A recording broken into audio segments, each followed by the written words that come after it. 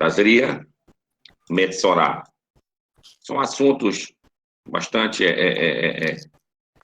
não posso dizer, pesados. Vou usar essa expressão. Bom, primeiro, Tazria. Tazria fala assim. Isha que Tazria veialedar zahar. Etameash bateamim que me dá itmar. Ou seja, quando uma mulher der à luz um menino, vai ficar impura 7 dias, e no 8º dia será feito o Berit Milá do garoto que nasceu.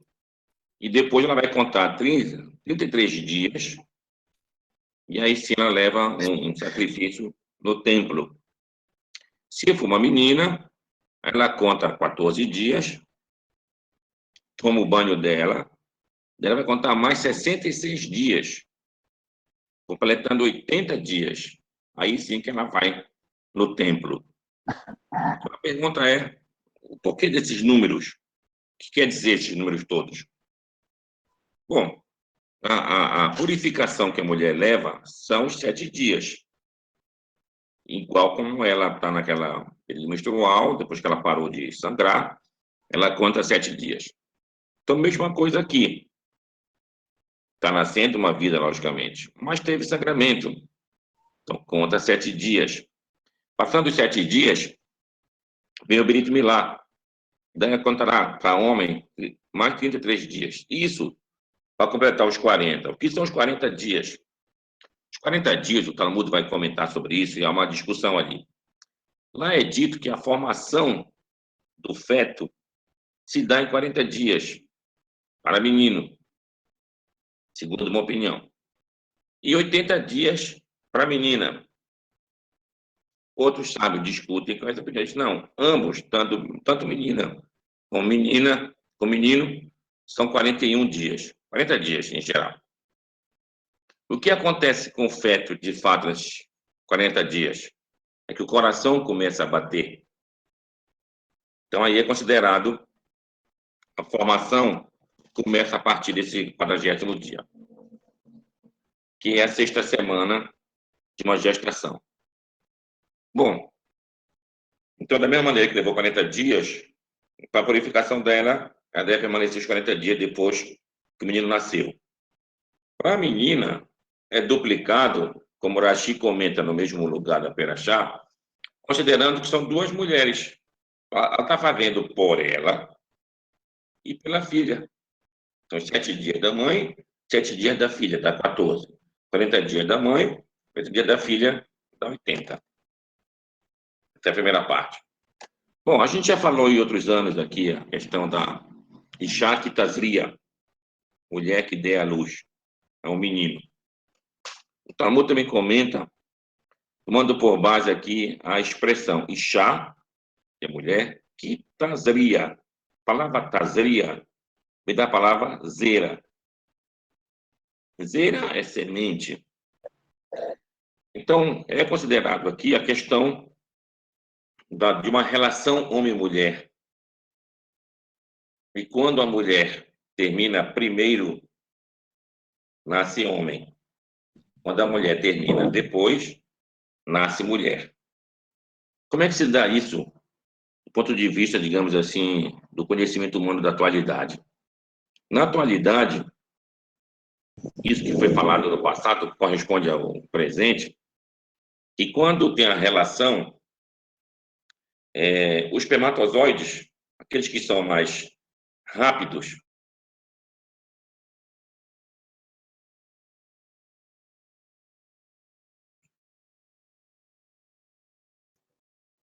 e aquele existente. Então, se a mulher não tiver uma lubrificação boa, e no caso ela chegar primeiro, lubrifica bastante, então a acidez diminui. Aí deixa com que os espermatozoides mais ágeis, que são masculinos, cheguem até o útero. Se porventura ela não tiver tanto, ou seja, tiver maior acidez, ela não chegou primeiro, aí sim vai acontecer com que os masculinos não sobrevivam e assim os mais resistentes, que são os femininos, vai chegar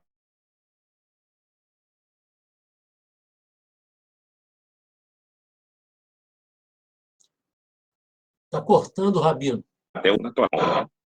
Também tem a ver, logicamente, com a data, com o período da ovulação da mulher. Então, o cálculo que é feito em relação à menstruação e contagem dos 7 dias depois é tentar aproximar ao máximo essa chegada até o período da ovulação da mulher. Essa é a primeira parte da Perashat Tazria. Aí vem uma questão de impurificações por doenças. É chamado de sarat. Sarat. O que seria sarat? Sarat é, apesar de alguns discutirem se é a lepra que nós conhecemos hoje ou se era uma outra doença, vamos considerar como lepra, de maneira geral. Então, a lepra atingia a pessoa, às vezes as roupas, às vezes o mofo que dava nas casas. Então, tudo isso tinha que se verificar se isso era contagiante ou não, se tinha contágio ou não. Então, o sumo sacerdote, ele dizia para a pessoa que estava com essa doença, com essa suspeita, de passar 7 dias em isolamento. Em isolamento. E assim, realmente, verificar se era aquela doença ou não. Se fosse, ficaria em isolamento, logicamente. Se não fosse, seria reintegrado à sociedade normal, ao acampamento normal. Então, tem todo um tipo de como esse processo e o que seria feito depois, digamos que fosse não contagioso. Aí tinha todo um tipo de sacrifício, na cerimônia se pegava dois pombinhos, se degolava um, colocava o sangue dele num objeto, e depois o outro que estava vivo, se melava ele com esse sangue se espargia sobre a pessoa que era doente, e se liberava esse que ficou vivo. Então, essa era a maneira, mais ou menos, da purificação daquele que teve a doença, mas não apresentava contágio. Não apresentava contágio. Bem, depois disso se entra num outro tipo de doença, que são fluxos que saem do corpo. Que a gente pode entender isso como doenças as mais variadas, gonorreia e outro tipo de fluxos que saem do corpo, tanto do homem como da mulher. Então, para isso também se exigia uma purificação, da mesma maneira que era feito com a questão da lepra. Da lepra. Bem, em relação à mulher, se ela sangrasse sem ser naquele período menstrual, também indicaria uma certa doença. Então, tinha todo o processo de purificação dela. Se fosse o menstrual, já era o esperado e passava pelo meu processo também. E depois tinha a questão do fluxo seminal, que também se exigia uma purificação depois do ato, ou seja, de manhã, tem que banhar-se tanto o homem como a mulher. Bom, então, isso é referente à questão da pureza de você chegar até o templo para fazer um sacrifício. Tinha que se ter essa pureza pessoal. Então, alguém que passou por isso naquele momento, ele ficava impuro de ir até o templo. E se ele fosse, coisas desagradáveis podiam acontecer com ele. Bem, isso era na questão individual. Se era um sacrifício público, aí já não importava muito essa questão da pureza, porque o público não era considerado como impuro. Isso é na questão do sacrifício individual. Eu quero levar um sacrifício até o templo. Então, eu tinha que estar nessa minha pureza. Se eu tocasse numa dessas pessoas impuras, eu também ficava impuro até a tarde. Então, por isso que ao redor do templo, até hoje é encontrado lá naquelas escavações, várias mikvaot, mikve, para mulheres e para homens. Então, a pessoa que é no templo, logicamente não devia estar com esses fluxos, né, com essas doenças, ia, banhava-se nessas mikve lá do templo, e aí sim, ele ia sem tocar em ninguém, se dirigia até o templo. Hoje, no judaísmo mais, posso dizer, ortodoxo, entende que isso se expressa, inclusive, no tocar, estender a mão para uma mulher. E outros dizem que o motivo de estender a mão para uma mulher não tem a ver muito com a questão da menstruação, tendo em vista que é permitido a um filho tocar na sua mãe quando ela está nesse período. Então, se ele pode tocar nela, então o motivo não é esse.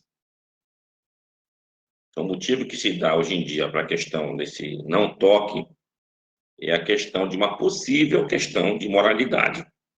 É uma cerca em torno dessas possibilidades. E tem muitos rabinos, inclusive o Rambam e outros, que não consideram o toque de mão uma questão dessa proibição. Mas outras coisas seriam proibidas. Muito se perguntou se um casal, por exemplo, marido e mulher, vão andar na rua, pode andar de mão dada se a mulher estiver nesse período? Bom, a questão aqui é a seguinte: não se deve mostrar para os outros que a mulher encontra-se menstruada. É um assunto muito do casal, muito íntimo. Então, por esse motivo, mesmo que ela se costumeiramente andando de mão dada, deve continuar de mão dada, mesmo nesse período. Se não anda, tá bom. Não deve andar também nenhum período. E não andar no período que está normal, e agora aí tu não ficar sabendo. Então, essa aqui é a questão da Perachá que a gente leu. A primeira trazeria a Metsorá, a trazeria como a segunda, Metsorá. E na palavra Metsorá, que é essa doença, tem a explicação, segundo a Torá, por que dessa doença Metsorá? Metsorá, segundo os sábios, seria uma tradução de 3 palavras: Motzi, Shem, Ra. Aquele que fala palavras ruins, ou seja, maledicência. Coloca um nome ruim sobre alguém, ou seja, uma coisa ruim sobre alguém. Então, a maledicência seria um castigo da lepra. Da mesma maneira que alguém, ao falar mal de outra pessoa, quer que essa pessoa que esteja ouvindo se afaste daquela que esteja sendo falado mal, então essa pessoa que falou mal, ela é castigada com isolamento daquela doença. Então, tem vários sábios que falaram várias coisas que muitas comunidades se perderam no decorrer dos séculos por elas falarem Lashon Hará, falar essa maledicência um contra o outro dentro da própria comunidade. Também é dito que o templo foi destruído por Sinat Hinam, por um ódio gratuito interno de um pelo outro.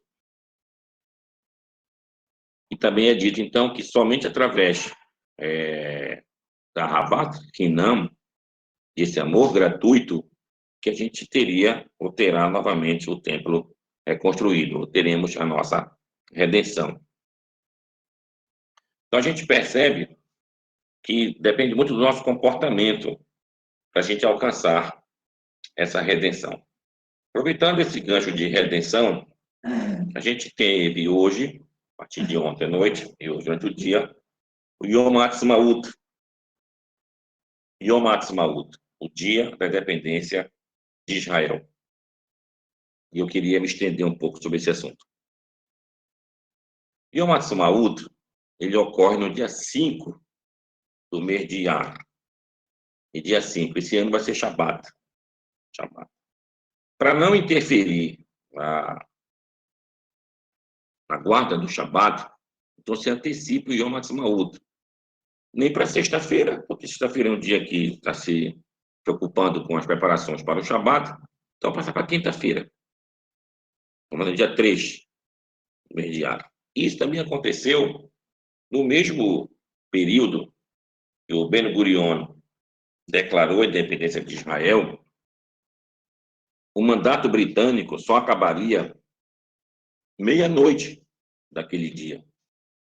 E já seria Shabat, era uma sexta-feira. Eles iam sair da terra de Israel só meia-noite. Então ele diz, a gente não dá para a gente esperar até a saída deles e proclamar no Shabat.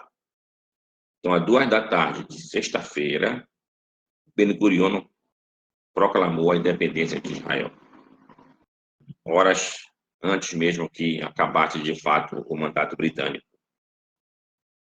Então ficou estabelecido pela Halachá que toda vez que acontecesse que 5 dias caísse num domingo, num sábado ou numa sexta-feira, ele seria antecipado ou adiado para evitar esse problema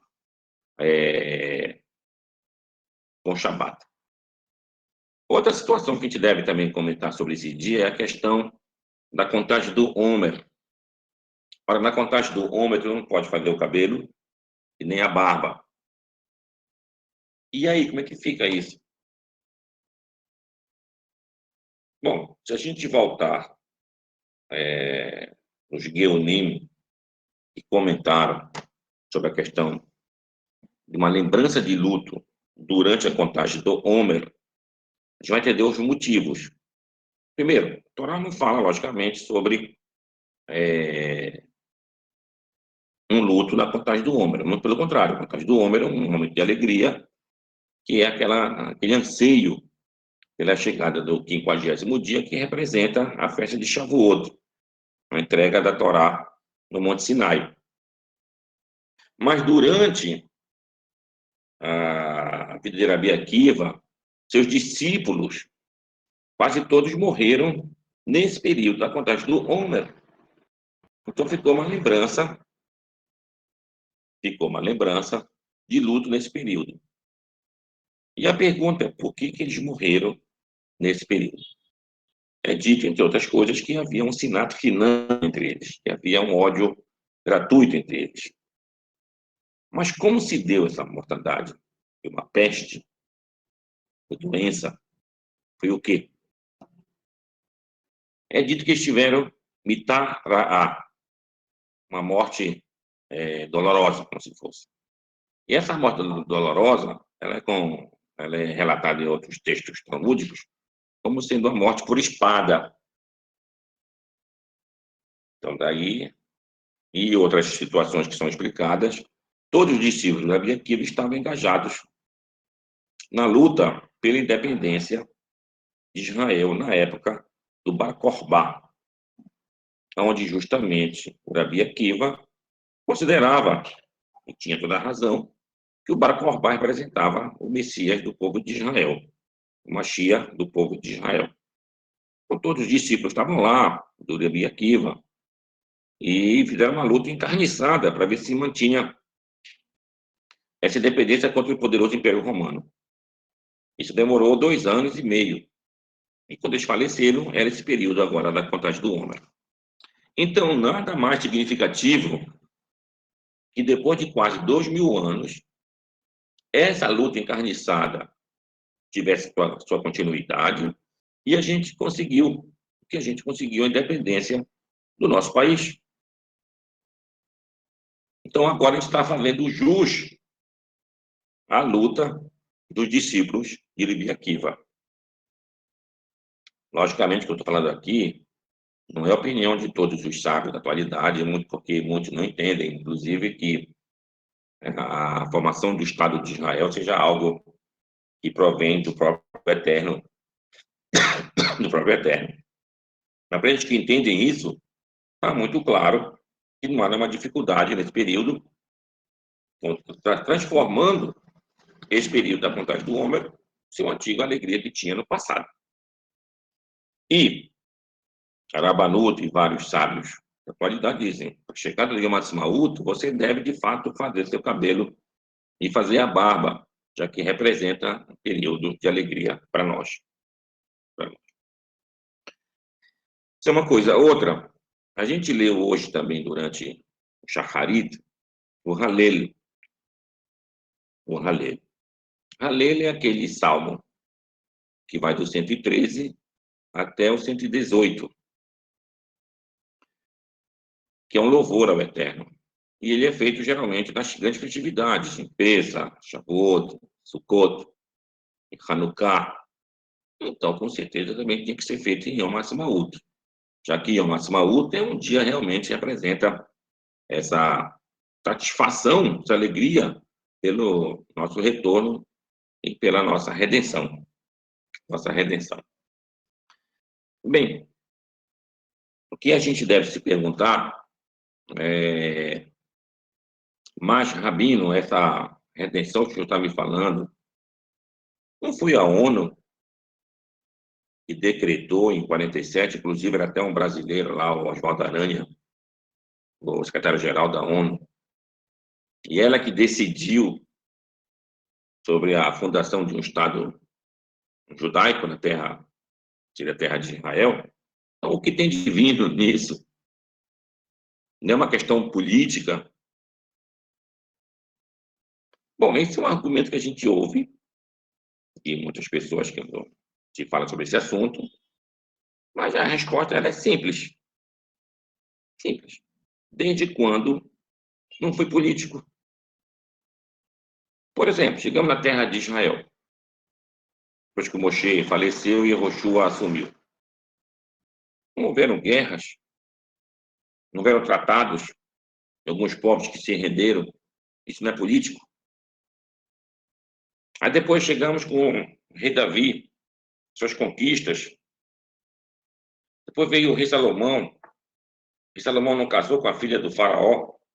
Isso não é político. Para fazer uma amizade entre Israel e o Egito da época. E assim todos os períodos.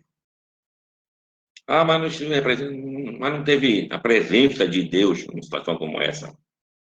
Como que a ONU, um lugar de pessoas que nem judeus são, estava decidindo o destino dos judeus? É, basta tu voltar para a Torá e bora ver, então. Então, olha, dê uma olhada lá. Isaías 44, lá no final, e 45, o capítulo. Lá fala claramente que Deus fala para ser ungido, Cores, Ciro, rei da Pérsia, que não era judeu, não acreditava no eterno de Israel. Ele era daquela religião lá da Pérsia, Zaratustra, do Deus do bem e do Deus do mal. Por isso que no próprio capítulo 45 lá é falado, não, é o eterno Deus, que ele que faz o bem e cria o mal. Mas, no entanto, como ele fez o que fez, que era uma política não só voltada para nós, uma política do Império Persa, na época de Ciro e da Pérsia, de liberar aqueles povos que tinham sido conquistados por outros. E assim a gente voltou para a nossa terra. Mas, no entanto, o profeta, a gente vê aqui, não deixa de colocar isso numa linguagem grandiosa e considerar o próprio Cores, Ciro, como um ungido de Deus, o Messias de Deus. Isso a gente vai ver também no profeta Ageu, Hagai. O profeta Hagai, no primeiro capítulo, versículo 1 e 2. Lá Deus fala com o profeta e diz: profetiza para esse povo que está dizendo que não é chegada a hora da reconstrução do segundo templo. Ora, Hagai estava já na terra de Israel, já tinha vindo da Babilônia pela permissão de Ciro, rei da Pérsia. Depois de Ciro veio o seu filho Cambises, talvez não tenha sido muito bom até então. Depois de Cambises veio Dario, e era na época do Dario, da Pérsia. E aí foi permitida, então, essa reconstrução do templo. E estava, então, Hagai. Então o povo dizia, não, isso aqui não é redenção, cara. Isso aqui veio um rei da Pérsia que levantou. Como é que a gente pode construir o templo assim? Então, foi preciso que um profeta, como está lá no Tanar, A mando de Deus dissesse, não, o momento é agora. Temos que reconstruir o templo. E assim o templo foi reconstruído, o segundo templo foi reconstruído. Então não podemos dizer que se é político, não é de Deus. São os caminhos que Deus usa para nos redimir. Também não podemos dizer algo que acontece com o povo de Israel e dizer, não, isso não é de Deus. Quando na nossa história houve alguma redenção que não fosse divina? Todas as nossas histórias de redenção, desde a saída do Egito, do rei Davi, Salomão, esse retorno da Babilônia, com Cores, com Ciro, rei da Pérsia, e os outros reis da Pérsia, aí veio a reconstrução do segundo templo, na época dos Macabeus, contra os gregos, daquilo é representado por milagres, como é contado em Hanukkah. Mas, no fundo, foi uma coisa política. Foi uma guerra contra esse rei Seleucida, chamada Antíoco Epifânio. E, nessa ocasião, Israel se utilizou, inclusive, até do emergente Império Romano para pressionar os Seleucidas. Então, a gente vê que é político. Mas mais importante da questão de ter político, não, é o objetivo. O que se quer que aconteça para que tenha essa redenção? Qual é o objetivo da redenção? O objetivo da redenção, o Rambam explica isso. Não é que a gente queira dominar outros povos e fazer um império, como os outros impérios surgiram depois da história. Muito pelo contrário. O que se quer da redenção é a possibilidade real de servir ao Eterno. É você ter essa liberdade, esse que é o espírito da saída do Egito. Saímos do Egito, onde a gente era escravo, a gente ser servo do Eterno Deus. Então, mesma coisa agora, a gente sai da diáspora, sai do exílio, para a gente chegar na terra de Israel, sermos soberanos lá, para que a gente possa servir ao Eterno devidamente. Esse é todo o objetivo. Então, Yom Ha'atzmaut, que é comemorado, é para ser comemorado, com certeza, e com bastante alegria. E não pensar igual aqueles que estão lá no livro de Haggai, não é a hora de você fazer isso. Alguns podem dizer hoje, tá vendo, isso não é uma redenção de Israel, isso não é a redenção que a gente está esperando. Como que não é redenção? Lógico que é redenção. Mas tem muita coisa errada acontecendo. Aí, qual é a diferença? E daí? Acha que Deus tem que resolver os seus problemas pessoais? A única coisa que Deus não pode fazer por nós é a nossa gratidão. Ele não pode agradecer por mim mesmo. Eu que tenho que ser grato pelas coisas boas que ele está me fazendo. Então, se me possibilita essa redenção, eu tenho que ser grato. Fazer as orações, fazer com que realmente esse Estado tenha o princípio básico, que é o princípio da justiça. Mas isso depende da gente, não depende de Deus. Nós é que temos que fazer a justiça realmente funcionar. Nós temos que fazer realmente toda a sociedade que mora lá preocupada realmente com essa questão de justiça. Isso é dito lá em Devarim, na Perachá de Shofetim, Veshoterim, juízes e guardas, que tem al-Shearecha, colocarás em tuas cidades. E o que diz lá? Veshafetut Ha'am, Mishpat Sedek. E aí julgarão o povo, Mishpat Sedek, com justiça plena. Então, esse é o objetivo.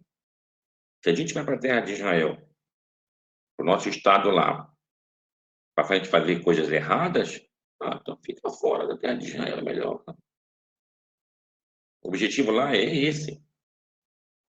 Então, essa aqui é preocupar, mas isso depende da gente. Nós que temos a obrigação. Então, nós todos que fazemos esse estudo de Torá, Nós que temos essa conexão com o Eterno, através desse estudo, é que temos que alertar os nossos ao redor da gente, para aqueles que queiram, de fato, ouvir, para fazermos esse diferencial. Ora, a grandiosidade desse dia, Yom Ha'atzmaut, é tão grande. Se vocês já leram lá no profeta Jeremias,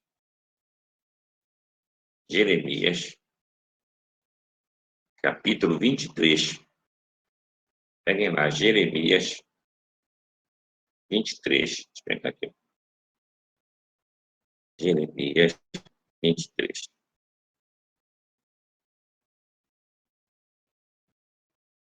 Olha o que diz esse capítulo de Jeremias. Vou ler aqui para nós. Aqui em Jeremias 23, está escrito assim: Ai dos pastores que destroem e dispersam as ovelhas do meu pasto, diz o Eterno. Portanto, assim disse o Eterno Deus de Israel, contra os pastores que apacentam o meu povo. Vós dispersastes as minhas ovelhas, e as afugentastes, e não as visitastes. Eis que visitarei sobre vós a maldade de vossas ações, assim diz o Eterno. E eu mesmo, no caso o Eterno falando, recolherei o restante das minhas ovelhas, de todas as terras, para onde eu estiver exiladas, e as farei voltar às suas cidades, e elas lá frutificarão e se multiplicarão. E levantarei sobre elas pastores que as apacentam, e nunca mais temerão, nem se assombrarão, e nenhuma delas faltará, diz o Eterno. Eis que vem dias, diz o Eterno, em que levantarei a Davi um renovo justo, Semar Sadik, e sendo rei, reinará e agirá sabiamente, e praticará o juízo e a justiça na terra. Então, lembra que a gente falou lá em Devarim? Bechafetuit Ram, Spat Sedek. Eles farão um julgamento do povo, um julgamento de justiça. Nos seus dias, Judá, será salvo, e Israel habitará seguro. E este será o seu nome com o qual Deus o chamará, o Eterno, Justiça Nossa. Aqui a gente pode perguntar, mas Rabino, o nome desse rei vai ser Eterno, Justiça Nossa? Como assim Eterno, Justiça Nossa? Bem, basta a gente procurar no próprio Jeremias, capítulo 33. 33. Lá está falando sobre a cidade de Jerusalém, que também toma o mesmo nome. Jerusalém será chamada de o Eterno, Justiça Nossa. Também quando o Moshe, já em Êxodo, levanta um altar ao Eterno, ele chama Hashem Nissi. O Eterno é o meu estandarte, seu nome, do altar. Então é costumeiro colocar o nome do Eterno em situações. Portanto, isso que é importante para nós no dia de Matzmaut. Portanto, eis que vem dias, diz o Eterno, em que nunca mais dirão: vive o Senhor, que fez subir os filhos de Israel da terra do Egito. Mas sim dirão o seguinte: vive o Senhor, que fez subir e que trouxe a geração da casa de Israel da terra do norte e de todas as terras para onde eu já tinha exilado, e habitarão na sua própria terra. Olha o que está sendo falado por Jeremias. Que o êxodo do Egito vai ser pequeno em relação ao êxodo que acontecerá nos nossos dias, cara. Que esse êxodo de todas as terras para onde nós fomos exilados, todas as terras. Isso se vê justamente em Israel hoje. De todas as partes do mundo, faltando Israel e seus descendentes para o seu próprio Estado. Então, isso é uma realidade, isso é uma realização profética. A outra questão aqui, essa palavra Yom Ha'atzmaut. O que é Ha'atzmaut? Ha'atzmaut quer dizer algo que é independente, que você faz por si mesmo. E essa palavra acontece lá no livro de Shemot, capítulo 1, 2 e 3. Ali está falando que Deus abençoaria o povo de Israel. Para pegar aqui. Êxodo 1. Êxodo capítulo 1. Olha o que diz aqui. Esses são os nomes dos filhos de Israel que entraram no Egito com Jacó, cada um entrou com sua casa. Aí dá nome das Rubén, Simão, Levi, Judá, Issachar, Zebulun, Benjamim, Dan, Naftali, Gad e Asher. Todas as almas, pois, que procederam dos nomes de Jacó foram 70 almas. Yosef estava no Egito. Faleceu Yosef e todos os seus irmãos de toda aquela geração. Agora, e os filhos de Israel frutificaram, aumentaram muito, multiplicaram-se e foram fortalecidos grandemente, de maneira que a terra encheu deles. Fortalecidos. O que é essa palavra no hebraico lá, nesse mesmo texto? Vayatzmu meod, meod. Então, a palavra vayatzmu é do verbo de atzmaut, vai ficar realmente fortalecido. Então, é o dia que a gente se fortaleceu, que a gente prevaleceu realmente como um povo verdadeiro, soberano em sua própria terra, com autogestão, com um exército para nos defender. É isso que se espera realmente da Gulá, da redenção. Redenção é o contrário de exílio, de Golá. Entre a palavra Golá e Geulá, só tem um Aleph diferenciando. É justamente a presença do eterno Deus. E existe uma passagem no Shulchan Aruch, que ele diz, se você quiser saber as datas das festividades do ciclo anual do calendário hebraico, a gente deve se fixar em Pêssar. Em Pêssar. Então, cada data, cada dia de Pêssar vai corresponder, mais adiante, à data da outra festividade. E como se dá isso? Da seguinte maneira. Esse ano, por exemplo, Pêssar, ele começou num domingo. O primeiro dia de Pêssar foi domingo. Então, sábado à noite, então domingo. Então, como acaba? Aí tu faz uma troca da primeira letra do alfabeto hebraico, que é Aleph, com a última letra do alfabeto hebraico, que é Tav. Aleph, Tav. Então, o primeiro dia de Pêssar foi um domingo, Aleph. Troca por Tav. Tav, dá a palavra Tisha B'Av, aquele jejum 9 de Av. Então, esse ano, quando vai ser Tisha B'Av? Igual ao primeiro dia de Pêssar, domingo. Aí vem o dia 2, uma segunda-feira, Bet. Bet troca pelo Shim. Shim é Shavuot. Então, quando vai ser Shavuot pelo calendário hebraico? Igual ao segundo dia de Pêssar, uma segunda-feira. Bora mais adiante. Vem o terceiro dia, Gimel. Gimel tu troca por Resh. Resh é Rosh Hashanah. Então, quando vai ser Rosh Hashanah? Igual ao terceiro dia de Pêssar, uma terça-feira. Aí, continuando. Dalet. Dalet vai ser uma quarta-feira. Dalet, fazendo aquela troca, corresponde a Kof. O que é Kof? Keriat HaTorah. O dia da leitura da Torá. Quando é isso? Simchat Torá. Quando vai ser Simchat Torá? Uma quarta-feira. Depois nós temos o quinto dia, Re.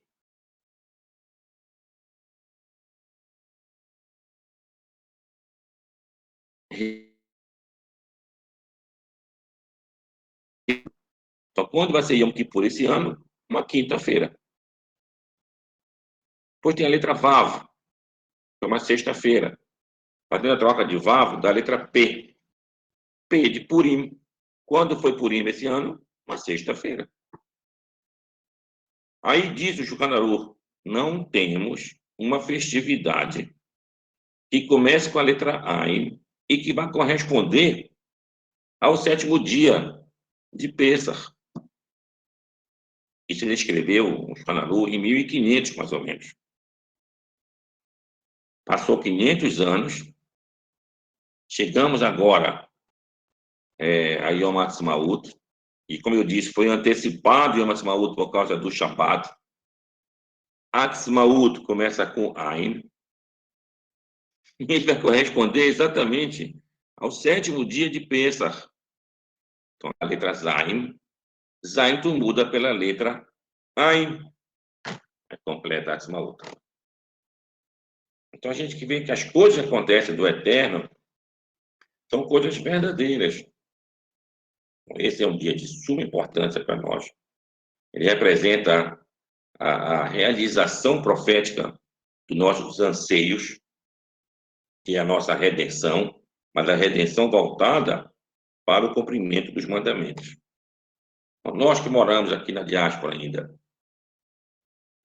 qual é a nossa função? Vai cumprir os mandamentos, cara. Tudo que você puder cumprir.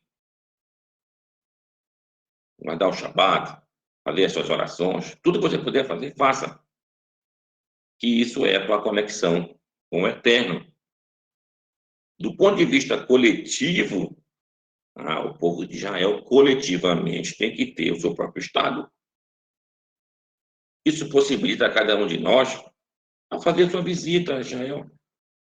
Separa um dinheiro, vai, passa um mês lá, no Kotel, vai ver o Museu do Beit HaMikdash, ver Tumba dos Patriarcas, e assim tem muita coisa para você ver. Tudo isso é possibilitado pela existência do nosso Estado. Ora, o Dom Pedro II, imperador do Brasil, fez uma viagem dessa para a terra de Israel, no século XIX. Imagina a dificuldade que ele enfrentou, viajar de navio até a Europa, e navio ele foi até o porto de Afo, e lá ele pegou um camelo, provavelmente, e foi até Jerusalém. E a situação era complicadíssima. Bandidos, doenças, se tinha um domínio completo sobre a terra. Hoje não, hoje você vai, você é bem tratado, tem vários hotéis, o mundo moderno está todo lá. Então, tudo isso para você fazer, de fato, a conexão verdadeira entre cada um e o próprio Deus. Então, isso estamos vivendo hoje. Então, foi dito no próprio profeta Isaías, Vodu Lashem Kitov, Ki Leolam Hasdor. Demos louvor ao Eterno, e a sua benignidade é para sempre. Então, desejo a todos que a gente tenha realmente um feliz Yom Ha'atzmaut. Sim, lembrando que, como o Yom Ha'atzmaut foi antecipado para quinta-feira, que foi hoje, então não se leu Tachanun, naquela oração que se bate no peito. Não vai se ler nem amanhã e nem no Shabat. Chegar na minhá do Shabat, que deve ser dita aquela frase, Sid Katerha, Keharei ele, Mishpatei Katerhom Rabá, não é dito, porque o Shabat é o 5º dia do mês de Iyar, justamente o dia de Yom Ha'atzmaut. Vamos deixar aqui aberto para nossas perguntas e interações com nossos amigos. Rabino Luiz. Não foi não, seu Luiz? Bom, senhor, tudo bem? Tudo. Ótimo. Estava lendo aqui uma coisa interessante.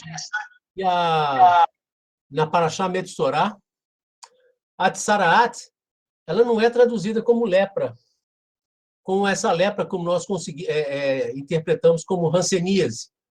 Ela tem um conceito espiritual, né? Eu li isso aí no Midrash Rabbah, que ele fala sobre essa questão espiritual, né? Porque Ele pode ser colocado em roupa, pode ser colocado em casa, na casa, ele pode ser colocado em objetos, né? E é uma coisa interessante, porque a hanseníase, ela é física, ela é uma coisa que o homem é que tem. Você não consegue transferir a hanseníase sua para uma parede, Uma né? parede, correto. Né? E é uma coisa interessante, porque, como o senhor disse, né, é uma questão de maledicência. A pessoa maledicência, ela pode contrair isso. Agora, é interessante porque e isso ainda acontece hoje, Rabino. Isso porque é uma coisa que a gente tá vendo isso dentro de um contexto muito pontual, dentro da própria saída do povo do Egito, dentro de um contexto muito assim, peculiar, né? Mas se hoje ainda acontece, é possível acontecer isso hoje? Bom, o que é dito é assim, a questão da maledicência, ela causa muitos danos, não especificamente, bem lembrado, pode ser lepra, ou então pode ter sido outro tipo de doença, como tinha da barba, que é chamada tinha da barba. Tinha tipo uma coceira, tem a ver com cobreiro, psoríase, várias das doenças assim, desse tipo.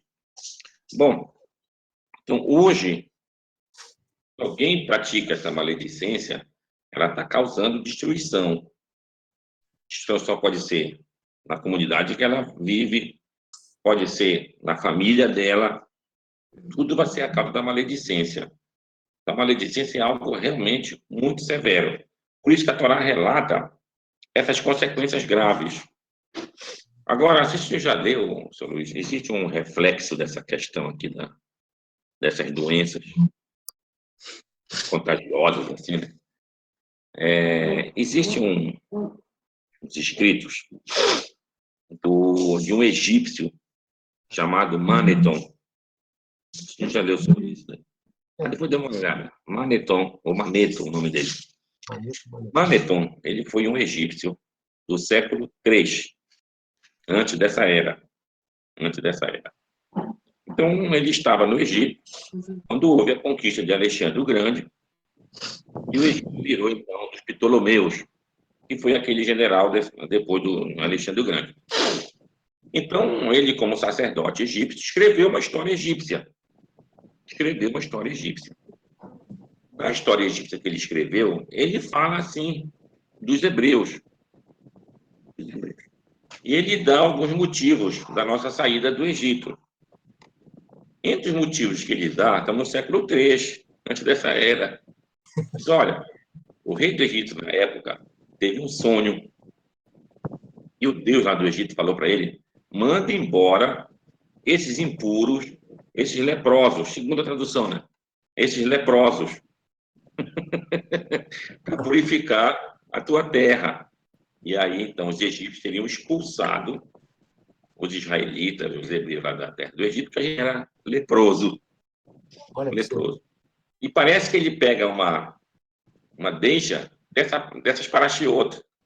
A gente está lendo aqui dessas doenças, está vendo? Era um povo cheio dessas doenças que precisou ser expulso do Egito. Então, a gente vê que o antissemitismo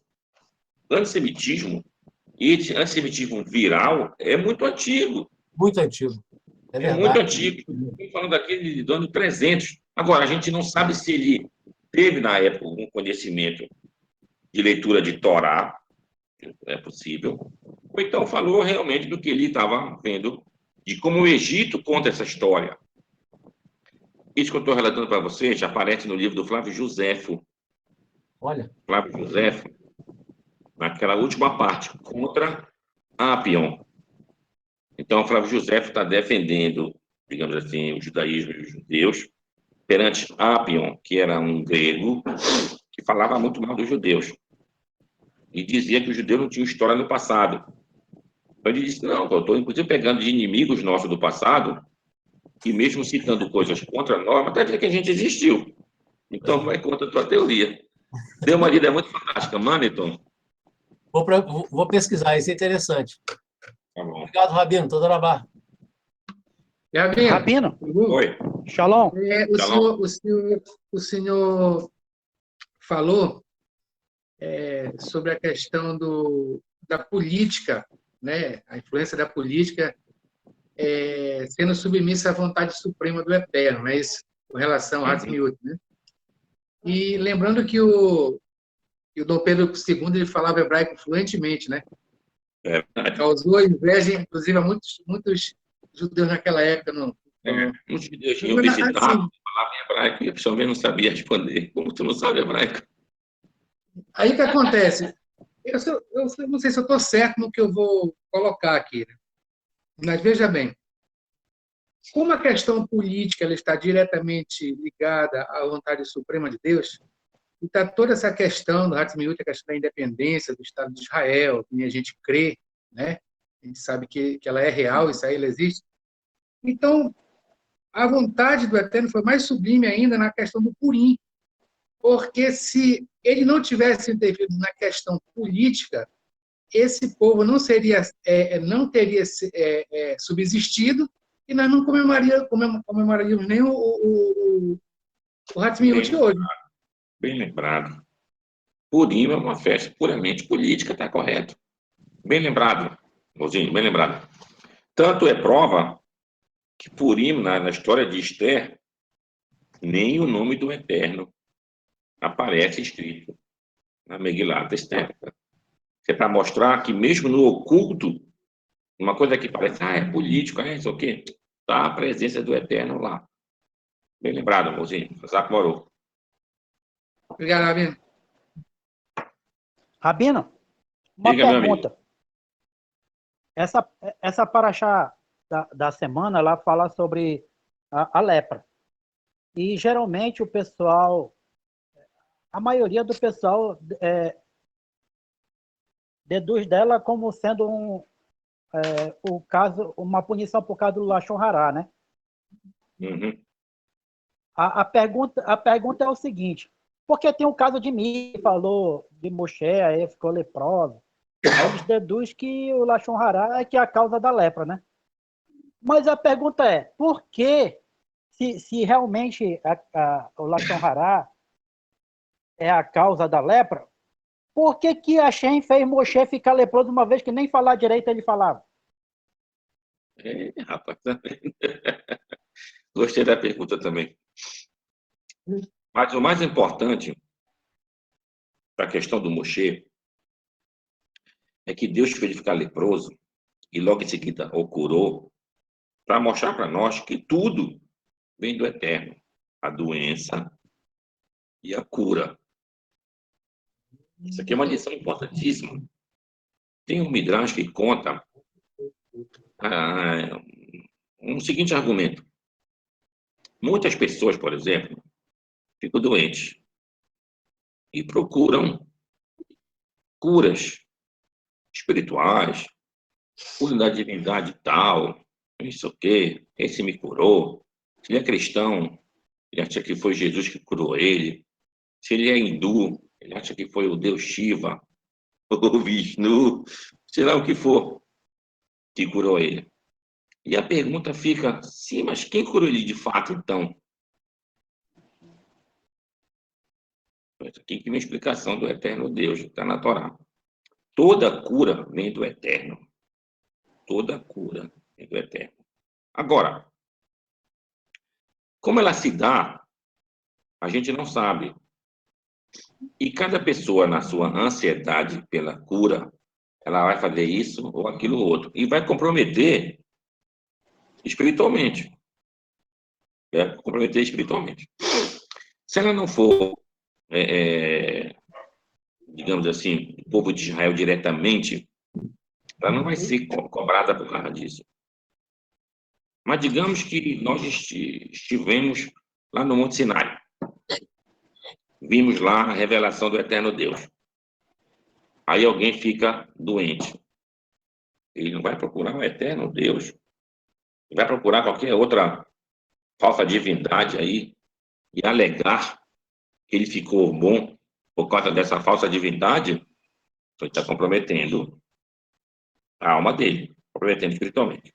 Se ele não teve essa participação lá no Monte Sinai, ou seja, se ele não está nessa obrigação Então ele está numa outra categoria. Outra categoria.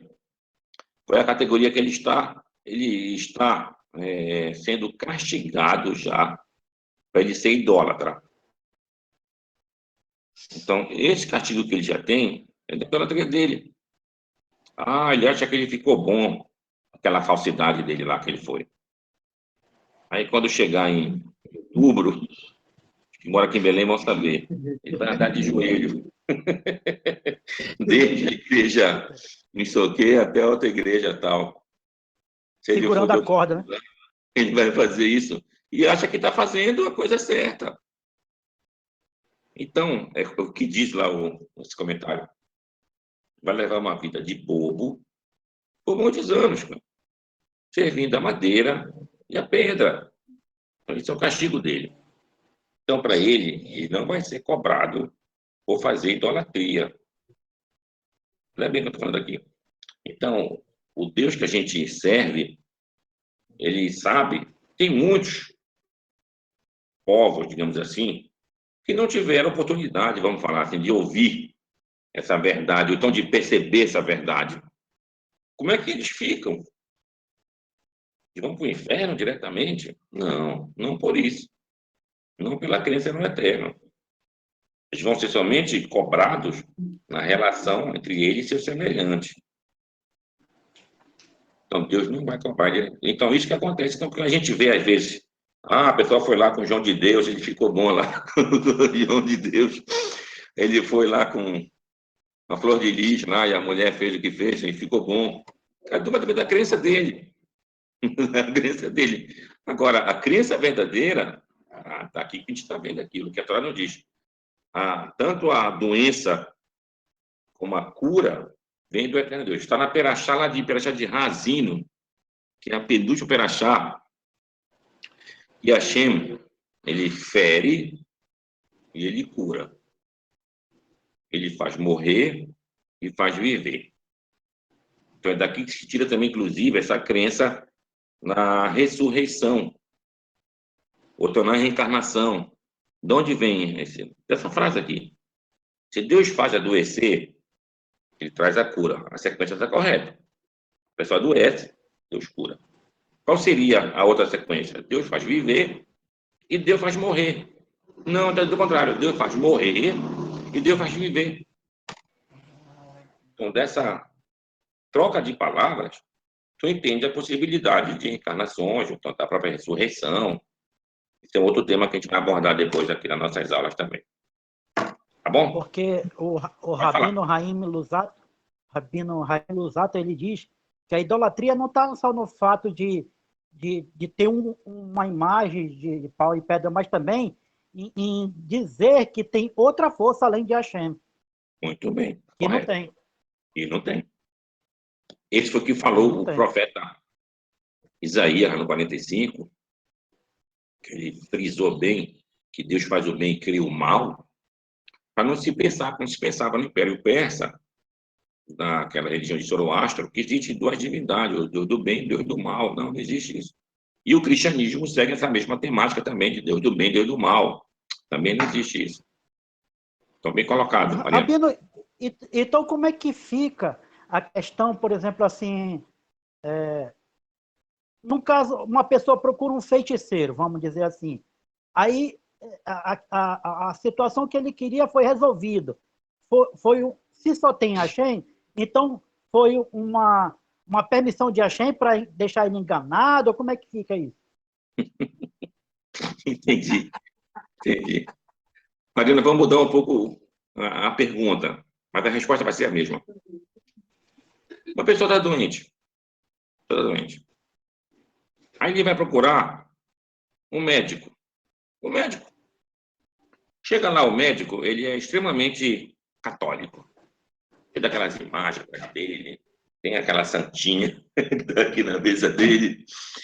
E ele é devoto. A foto dele andando de joelho, como eu estou brincando aqui do cílio dele, não sei o quê. Aí ele vai, tu vai lá. Aí tu conta a tua história, ele te dá um resultado. Ficaste bom. Porque tu ficaste bom, tu vai seguir a idolatria dele? Não. Não. Certo? Não. Então, onde eu quero chegar? Essa pessoa que foi procurar lá o vidente, o feiticeiro, sei lá o que for, se ele foi através da, da, da pura magia que ele acha que a pessoa tem lá, ou então que ele acredita naquela idolatria que aquela pessoa faz lá, se ele não for israelita, ele está naquele perdão geral que a gente falou, ele está sendo o bobo da corte. Se ele for israelita, é um pecado gravíssimo. Pecado gravíssimo. Agora, se ele foi um israelita, isso aqui é bom a gente saber. Ele é um israelita.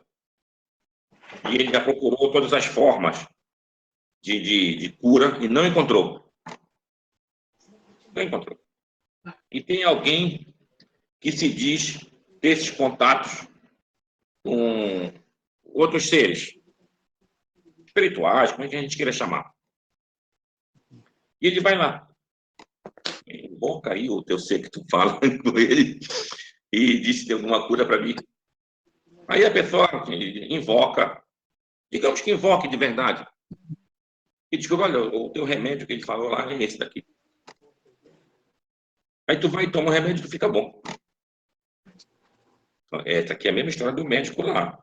Não é porque o médico me curou, eu tenho que seguir a orientação religiosa dele.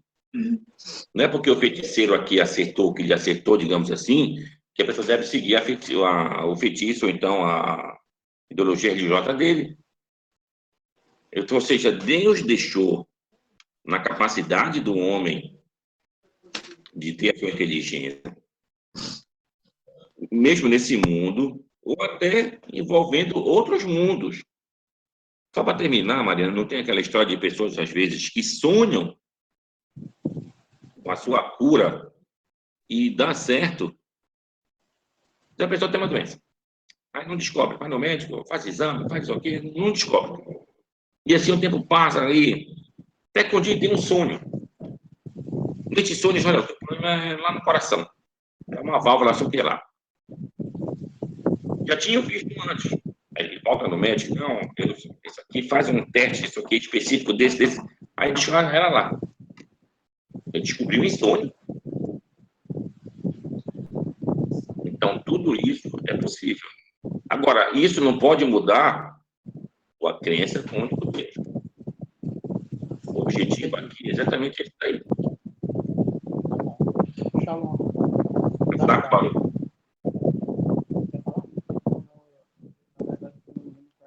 Ninguém pergunta, então, Pois não. Abílio, então, já que ninguém perguntou, lá vai eu, Sidu, de novo. Aqui no Queria Te Chamar, Abílio, eu notei algo interessante aqui, só para tirar nossas dúvidas, né, que a gente tem que aprender a manusear essa arma poderosa aqui, Claro. é que no Queria Te Chamar, tem algumas situações. Primeiro é que a questão o Salmo 91, ele vai até que está Adonai Marci, Isso. né? Não tem amém também nele, Certo. né? Então, essas duas coisinhas precisam passar para a gente, porque seria interessante eu saber por quê. Tá, muito bem. Olha, no Kriyat Shema, Lamitá, primeiro, a parte mais importante você dizer Shema Israel, Adonai Eloheinu, Adonai Echad. Quando chega na noite de Pesach, chama-se Leil Shimurim Hu Lashem. É uma noite de vigília, de guarda para o eterno Deus. Então, não precisa dizer o Shema nessa noite. E para aqueles que dizem, basta dizer essa frase também. Bom, para as outras noites, a gente fala o que é o Shema e tem todo esse ritual. Tem a bênção do Shema antes, que é a bênção de dormir, melhor dizendo. Diz o Shema completo. Diz o Salmo 91 pela metade, até a palavra Marci. E não tem como tu dizendo a palavra Amém. Não tem porquê, qual é o objetivo da Berachá de dormir? Você dizer a Berachá e você dormir. Entendeu? Só que essa situação não é automática. Ninguém diz a bênção e dorme. Ele fala a bênção, fica depois acordado. Isso aqui. Então, a bênção pode não ter validade para que o objetivo dele. Ele falou a bênção, digamos, 11 da noite. Foi dormir 3 da manhã. Então, a pergunta é: aquela bênção do sono que ele falou, estava valendo para ele aqui às 10 da manhã? Então, por esse objetivo que os sábios, e assim consta no meu livro também, foi retirado da Berachá aquela frase padrão, Baruch Hashem, Eloheinu Melech Haolam, isso foi tirado.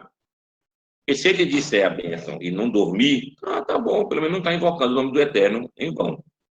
Por isso que não tem amém lá no final. Agora, o salmo que é dito até Marci, aqui já é um cálculo de código. Nesse código vai dar uma representação daquela mesma frase do Anaberroar,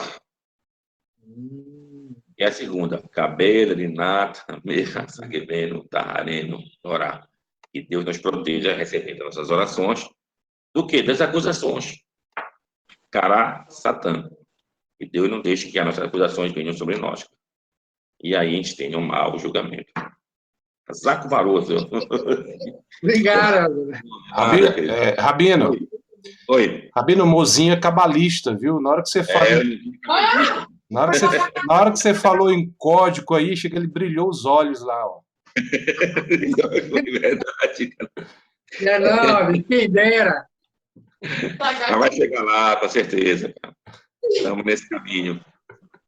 Esse cabelo não está recebendo nem dinheiro. O cavalo aqui não está recebendo nem dinheiro. É isso aí, cara. Rabino, Luiz, posso fazer uma Oi, pergunta? Luiz. Pode fazer, sim, com certeza. Você falou uma coisa muito interessante aí sobre as pessoas que não tiveram oportunidade de saber da Torá ou que não conhecem realmente o Deus verdadeiro, que eles são julgadas pelas suas ações contra o próximo.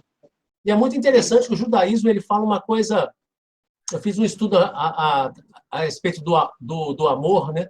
O amor, uma forma que você possa expressá-lo dinamicamente, mas também através de ações. E é interessante que o judaísmo fala, né, que você só pode amar a Deus verdadeiramente quando você consegue transferir em ações esse amor para o seu próximo. Muito bem, Né? é verdade. É fantástico. E é o que está falando lá na Torá, né, que amar a Deus sobre todas as coisas, né, assim, colocar Deus sobre todo o amplo viver, né, do ser humano e através do próximo, que ele é o seu semelhante, ele é a essência de Hashem como você é. Claro, exatamente. O amor ele é dinâmico, mas ele é dinâmico na sua ação e não no seu sentimento. Tipo, eu amo, mas você não faz nada, então... Eu vou ajudar o mendigo ali, mandou comida para ele, não dou nada, e me pediu, não. Não, mas eu gosto dele, não tem valor. Isso foi o que fez o profeta Jonas. O profeta Jonas, ele foi até Nínive, lá ele chamou a atenção, e para surpresa deles, ouviram.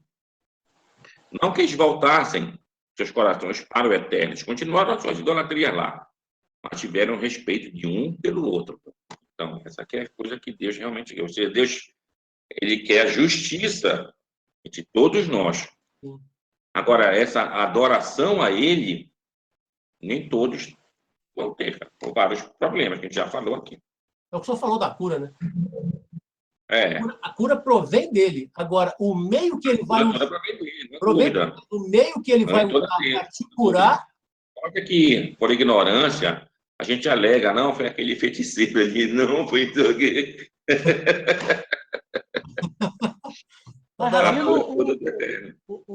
O Davi Ramela, quando ele foi agradecer ao Eterno pelas dádivas do tempo, ele disse, Hashem, tudo vem de ti.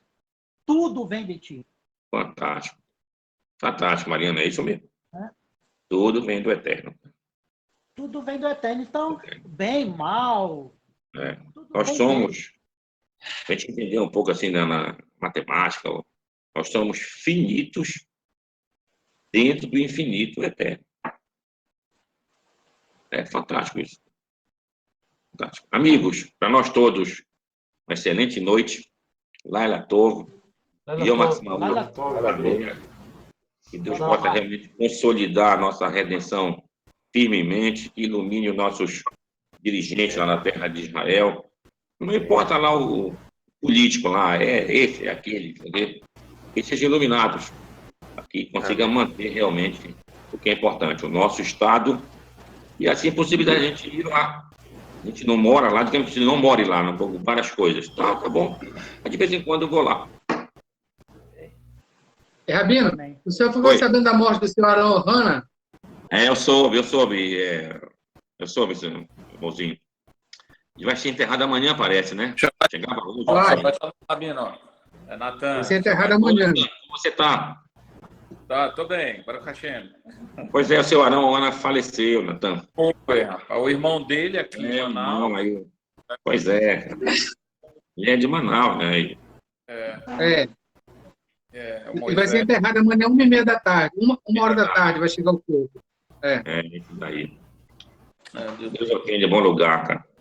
Eita. Tá bom. Então, Shabbat Shalom a todos. Tá? Shabbat Shalom para vocês todos. Shabbat Shalom. Shabbat Shalom a todos. Um abraço. Tchau. Ricardo, saúde para você, tá bom? Opa, Rabino, obrigado. É isso.